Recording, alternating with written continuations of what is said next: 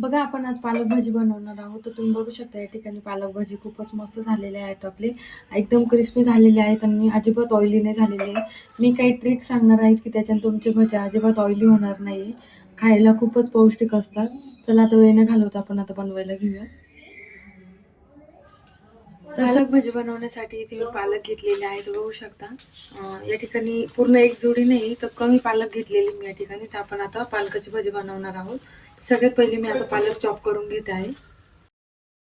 तर बघा 2 ते 3 पाण्याने मी या ठिकाणी पालक स्वच्छ धुवून घेतलेले आहे. तर आपण आता ऍड करूयात 1 वाटी बेसन पीठ, अर्धा वाटी मी घेतलेला आहे या ठिकाणी तांदळाचं पीठ ऍड करून घेऊया. 1 टीस्पून मी या ठिकाणी ओवा घेतलेला आहे.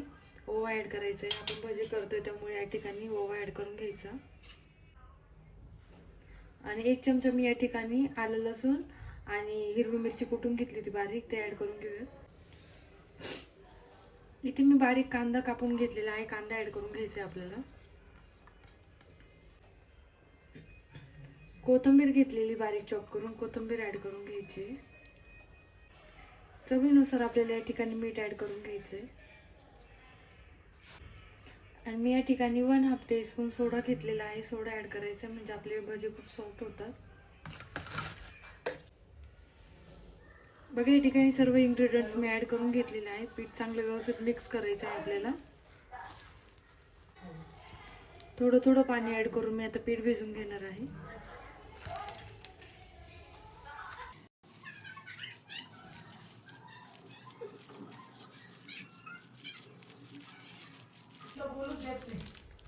बघा या ठिकाणी मी भाज्याचं पीठ मस्त भिजवून घेतलेलं आहे. सर्व इन्ग्रेडियंट्स चांगले एकजीव करून घेतलेले आहे. थोडं पाणी ऍड करायचे, जास्त पाणी ऍड करायचं नाही. पालकाला पण खूप पाणी सुटतं या ठिकाणी. तर आता सगळे मिक्स झालेलं आहेत. आपण आता भजी तळायला घेऊया.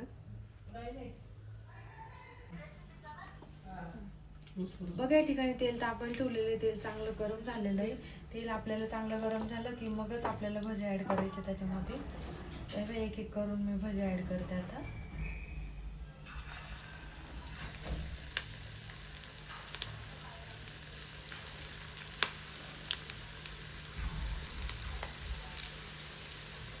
बघा या ठिकाणी भजी ऍड केल्यानंतर आपल्याला लगेचच हलवायचे नाही. थोडे खालून चांगले तळले गेले की ते आपोआपच वरती येतात. मग आपल्याला हलवायचे नाही तर पॅनला चिटकून बसतं.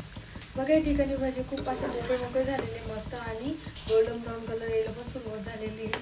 पण त्या आतमधून कच्चे असतात. तर आपण अजून थोडे वेळ चांगले तळून घ्यायचे म्हणजे मधून पण चांगले तळले जातात व्यवस्थित. बघा या ठिकाणी भजीला मस्त गोल्डन ब्राऊन कलर आलेला आहे आणि मधून पण छान तळले गेलेले आहेत भजी. आता या ठिकाणी मी मस्त प्लेटमध्ये असा टिश्यू पेपर टाकून घेतलाय म्हणजे भज्यामधलं जे तेल असतं ते मस्त व्यवस्थित ॲब्झॉर्ब होतं आणि तेलकट पण राहत नाही भजी.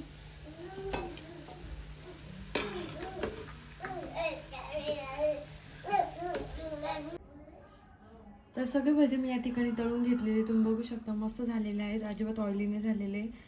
तुम्ही पण सेम अशाच पद्धतीने घरी नक्की करून बघा. तुमचे भजी कसे झाले मला कमेंटमध्ये नक्की कळवा. चॅनलवर नवीन असेल तर चॅनलला सबस्क्राईब करा. त्याचबरोबर बेल आयकॉन देखील प्रेस करा. Thank you so much.